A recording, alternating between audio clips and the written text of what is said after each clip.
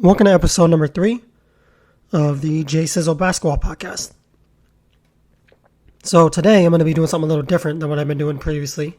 I'm going to continue what I did previously. This week I'm going to drop 2 more episodes this week, possibly 3. Just stay tuned with the teams. But today's episode is going to be a little shorter than most episodes, but it's going to be more of a special episode because I'm not going to do the team thing today. ESPN recently, actually I believe it was today, they released their rankings for the top 25 players under 25 years old, and I am going to give some of my thoughts. I'm not going to put out my top 25 under 25. I'm going to put that out on my Instagram within the next couple of days. By Thursday. I'll have that list out there, and I'll put it on my story, and then I'll put it in my highlights too, so you guys can see what my list is. So I just have to do a little more thinking to think about my list. It will take me a little bit of time because that's a tough list to make, really. But yeah, it's top 25 under 25 based on their potential. So let's get to ESPN's list. I'm going to name out ESPN's list. I'm going to start with 25, and I'm going to go all the way down to 1.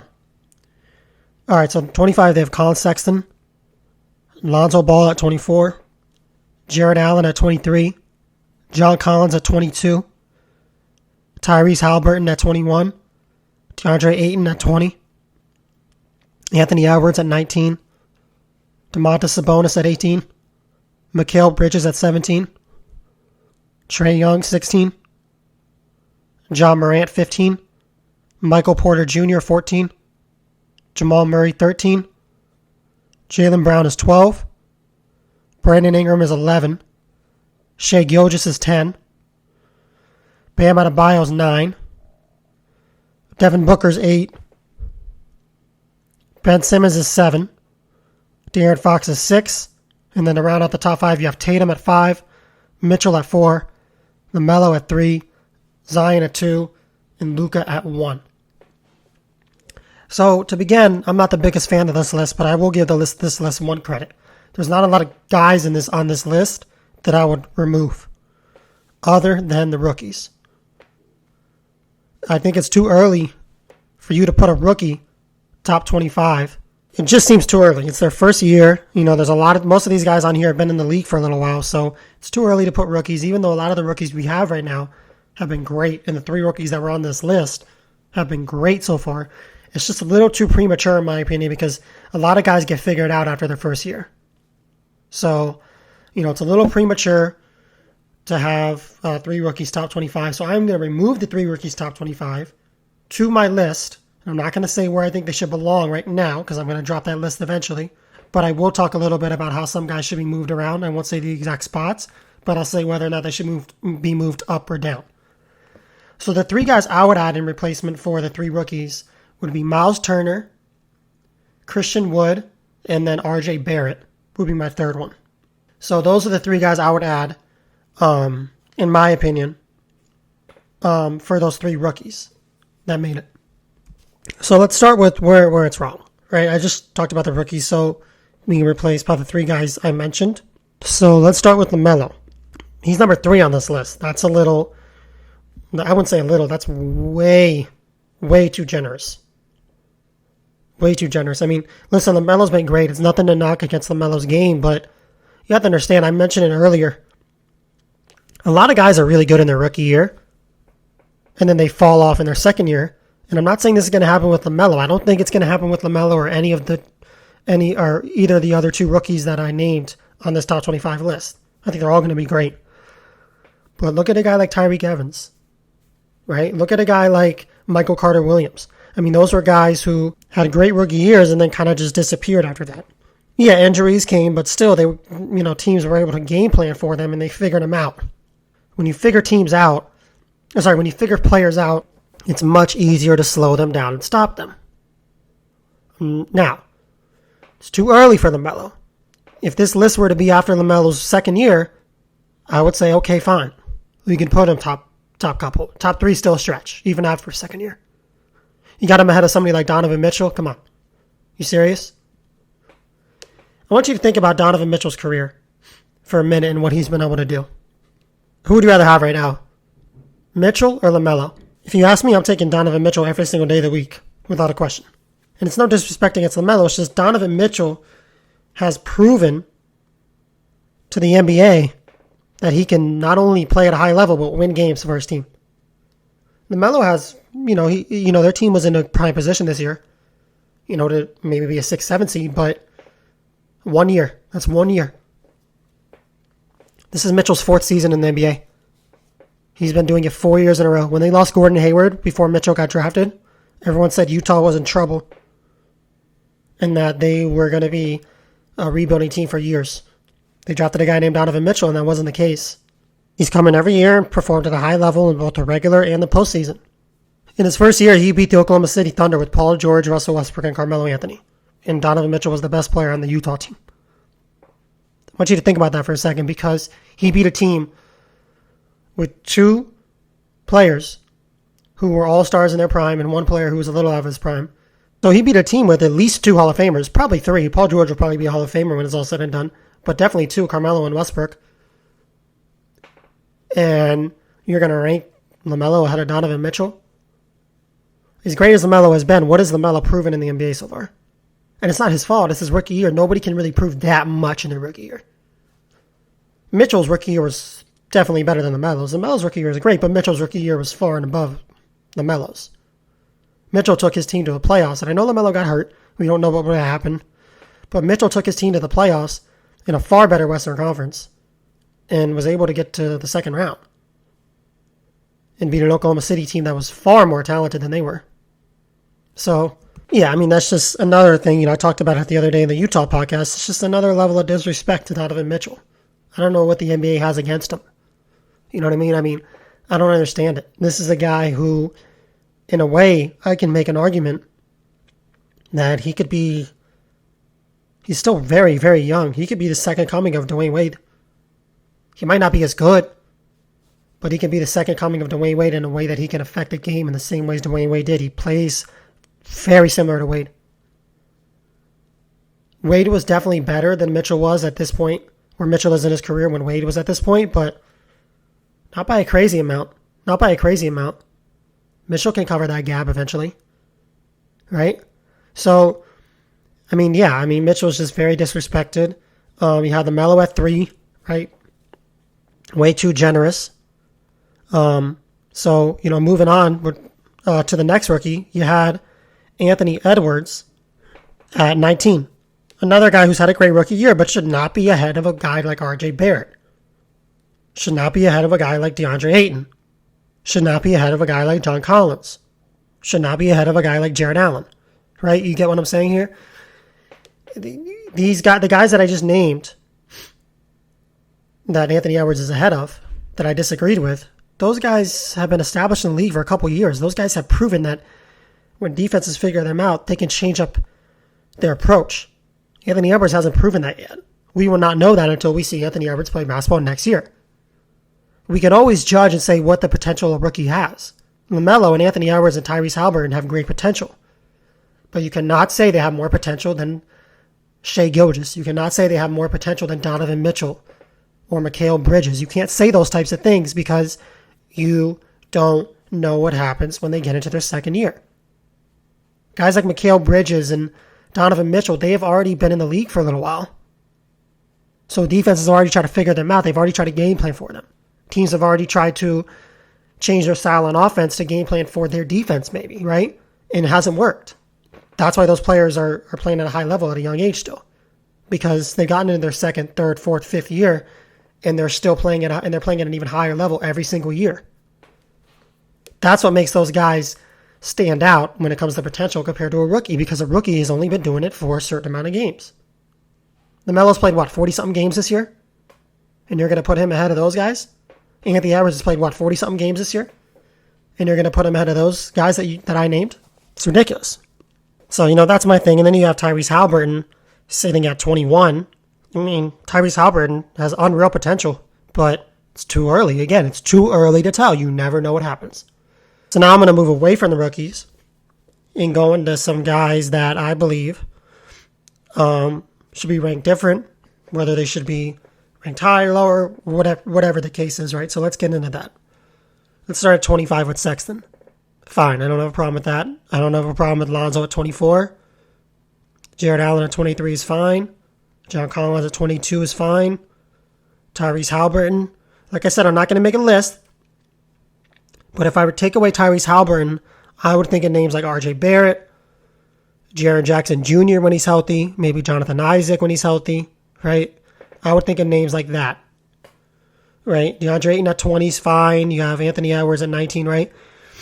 Needs to be replaced by somebody. I would think of one of the names I named a couple minutes ago, the Jaren Jacksons, the RJ Barretts.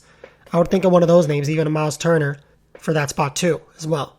So, but really, I mean, I look at the rest of this list and I see you have Jot 15, right? He should be ranked better than that, in my opinion.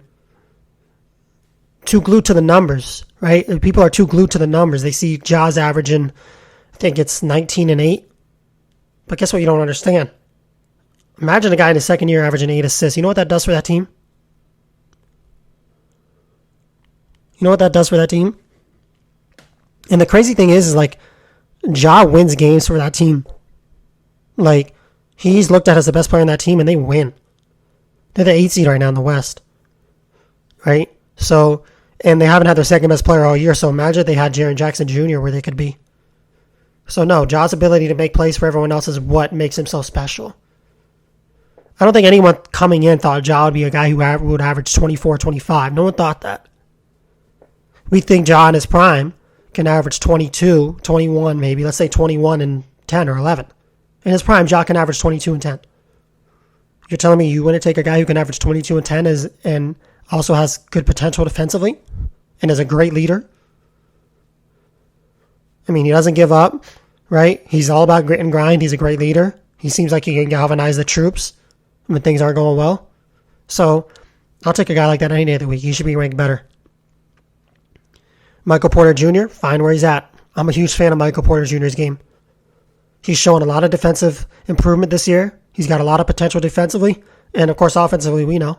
Averaging something like 20, not 20. He's averaging something like 17 a game this year, but he's shooting like 44% from 3, and he makes a good amount of game. He's got a great mid-range jumper. He can get to the rim. He's quick. He's physical. He's athletic. He's got all the tools. And he's only 22. So, yeah, Michael Porter Jr. is going to be the key factor to the Denver Nuggets, and if they can win not just one championship, but maybe multiple championships in the next 5-6 years. They can win multiple championships in the next 5-6 years. I'll talk about it more in the Nuggets podcast, but look at their roster, look at their age, look at the players' potential, look at what some of their, players that are a little older have proven, and look at their contract situation. They can definitely win 1 or 2 championships in the next 5 or 6 years. 100%. So, and Michael Porter Jr. is going to be the X factor in that, but Michael Porter Jr. continues to take steps forward like he has every year. He's going to be an all-star player really soon. Yeah, Jaylen Brown at 12. Solid ranking. One of the best two-way young players in the league. Could be the best defender on this list other than maybe like Mikal Bridges, right? Or Bam. And Ben Simmons as well. I forgot about that. Right? He would be in the conversation for the best defenders on this list. So, I mean, yeah, you look at that with Jaylen Brown, and that's kind of what, he came into the league with and what he's really known for, but then he has taken his offensive game to a whole nother level. Shoots a 3-ball unreal. He has one of the best mid-range jumpers in basketball. He's super athletic. He can get to the rim. So yeah, I look at him as like, maybe like the next Andre Iguodala with a better 3-point shot for sure. Much better 3-point shooter. But he can be just as good defensively. Iguodala had a great mid-range jumper. Jaylen Brown does too. Iguodala was a freak of an athlete. Underrated playmaker. Jaylen Brown is both of those. Right? So, Jaylen Brown looks like Iguodala to me, but I think he can be better than Iguodala when it's all said and done. Right? So, I can make an argument that this year that Jaylen Brown even is better than any year Iguodala's had, but I'll get into that debate another time, but definitely an interesting topic for debate. And then you have Shai Gilgeous at 10. To me, Shai Gilgeous should definitely be closer to the top of this list, right? I mean, you look at what he's been able to do for this team this year. Oklahoma City is 16 and 19 with Shai Gilgeous on the floor, and they're 4 and 11 without him. That's a big thing. I mean, you're talking about a team who's in one of the biggest rebuild phases I've ever seen. And Shai Gilgeous, when he plays for that team, we know he's the best player. We know he's who they're building around. He can win them ball games with relatively little help. Imagine when he gets a lot of help. He's going to be a scary, scary player. He already is, but he's going to be crazy good. So no, Shai should be, to me, Shai should be right up there with a lot of those other guys. That's just my opinion. I mean, he does everything. He plays defense. He rebounds. He's turning into a good passer. He's unreal off the pick and roll, scoring. He's got a really quick first step. He's really shifty. His footwork's great. One of the best in the league. So, no, Shai does everything. Unreal mid-range jumper, great three-shot, right? He does everything. So, no, Shai is definitely one of the top guys in the league at a young age, and he'll be around for a long time, and he will be an all-star very, very, very soon, I think next year. And that's in a very tough Western Conference with a lot of guards. I predict Shai will be an all-star next year. So, putting Shai at 10 is a little disrespectful, but, look at the guys that are ahead of him. They're all really good. LaMelo should not be ahead of Shai, right? We know that. And there's a couple other guys there that I also want to put above LaMelo. But let's move on. Bam, right? Bam is number 9. Let's move on to him. Bam has obviously been great this season, the best season of his career. He's 23 years old. He's a center that can do everything besides shoot the three ball. Once Bam puts the three ball into his game, he will be unstoppable. Right? He'll be unstoppable because he's a great defender.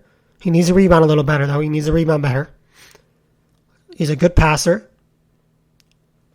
Right? He's got the little mid-range jumper now. He's great around the rim. He's physical. He's athletic. And he's got a great attitude. So once Bam is able to develop that three-point jumper, he'll just take his game to a whole another level. Right? So, for Bam, there's a couple things that he needs to work on. Rebounding and three-point shooting. That's about it. But for Bam at 23 years old right now, where he's the level he's playing at and how he helps the Miami Heat, he's at a great spot in his career right now, and he's going to be a great player for a really, really long time for this Miami Heat team. Booker at 8, very disrespectful to a guy who has had a great career every year of his career and a guy who has now shown that he can be more of a leader, right? You brought Chris Paul there. Chris Paul is probably the real leader of that team, but I think Chris Paul's also helped Devin Booker be the leader or learn leadership skills more, right? So Booker's showing he can play at a high level and win games this year, and he's proven that. We'll see what he does in the playoffs. It's going to be an interesting thing because he's never been in the playoffs before. But he's taking his game to another level as a scorer, which is crazy. He's taking his game to another level as a passer too. The last couple of years he's really developed his passing, and he's been a pretty solid passer. So he can score from all three areas of the floor. And now he can pass the ball well. So he's a threat every night on offense, and he can light it up on offense every night. So, that's definitely a guy who should have gotten more love on this list for sure. So, definitely something that I would have changed. Ben Simmons at 7. I'm fine with that. Maybe a couple guys I would have put ahead of him, but, outside of a guy who can't shoot threes, Ben Simmons is the best player in basketball. And I know you need to be able to shoot the three balls nowadays, but he's one of the best defenders in basketball. He rebounds really well for his size, not just for his size in general. Unreal passer. He's great around the rim, and he's a very smart player. Shoots a high percentage every night, so doesn't take a lot of bad shots. So Ben Simmons is definitely a guy who's going to have a really good career, but he needs to develop that three-point shot if he wants to keep climbing on the top players in the NBA. I'm not talking about this list. I'm talking about the top NBA players because he's 24. He's going to be off this list next year. So if he wants to keep climbing and be one of the best players in the world, he needs to get that three ball in his game. It'll be interesting to see if he ever does it. A lot of people have talked a lot of years, he's going to do it this year, he's going to do it this year. I think he will eventually. I just think it will take time. Still only 24. You got to give him a little bit of time. De'Aaron Fox is 6. A lot of people would disagree with this. I'm fine with it. Maybe there was one or two guys I would have put ahead of him, but putting De'Aaron Fox at 6 is not really a bad call. Very underrated player. He plays way out west in Sacramento, so a lot of people don't really catch those games. So he doesn't get a lot of media attention. He doesn't get a lot of TV exposure. But I've seen De'Aaron Fox play in his whole career a good amount. I've seen him play a lot this year. He's much better this year than he's ever been. He's got a great mid-range jumper. His three-point shot is steadily improved too. Still needs a little work, but it's steadily improved. Unreal defender. Great passer. Unreal down low. Good rebounder for his size. Very smart.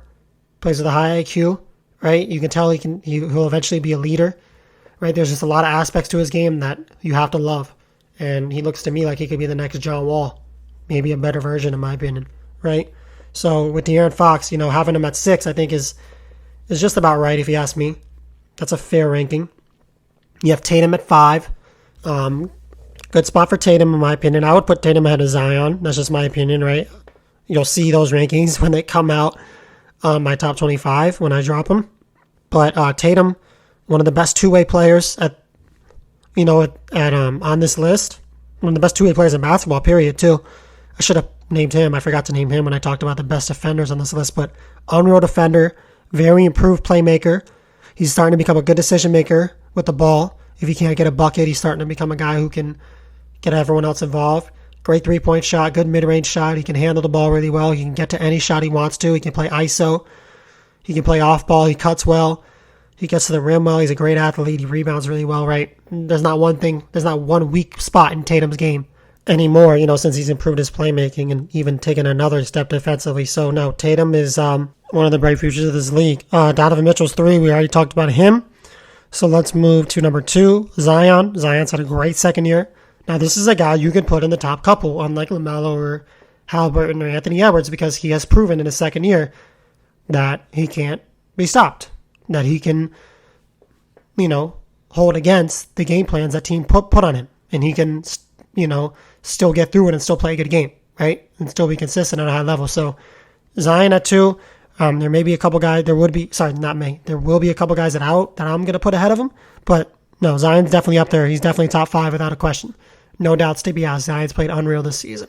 And then you have Luka number 1. Nobody's going to argue this, right? Anybody that has basketball knowledge would never argue this. Luka's not just number 1 on this list. He might be number 1 on the list for best NBA players in a couple of years, right? I mean, Luka has that kind of potential. Luka has potential to be one of the greatest players ever play basketball. And when I say one of the greatest, I don't mean like top 5, top 10. No, that's a stretch, right? It's too early in his career to tell. But I mean like, top 25 player to ever play the game. He has that kind of potential for sure. No doubt. 100%. Unreal offensive player, great decision maker, very efficient, a deadly step back 3, great at getting to the rim, great rebounder. He's physical, right? He's a leader. He's got everything. But he's doing it at a level much higher than anyone on this list. Right now. As of right now, he's doing it at a level higher than anyone on this list. That might not be the case in the future, but I think it will. But no, no one's going to argue with Luka being number 1 on this list. He's unbelievable. He's one of the top players in the league already. I can make a case that he's top 5 in the league right now. So no, no one's going to make an argument about Luka at number 1. And it'll be interesting to see what he can do with this Dallas team moving forward. Right, and that will wrap up episode number 3.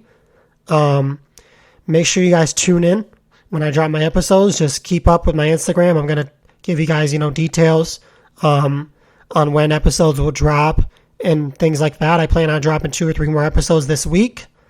And those will be the team episodes. I'll get back to the team episodes, but I just want to do a special ESPN Plus player rankings, top 25 under 25. I wanted to do that special episode today because those rankings came out today. And I wanted to give you guys a little insight on what those rankings were and what my thoughts were on those rankings. And again, my rankings will be dropping this week. They'll be dropping within the next day or 2. I'll put them up on my Instagram story, and they'll also be in my highlights. So make sure to go check that out when you get a chance. And I hope you guys enjoyed the podcast today. Thanks for listening.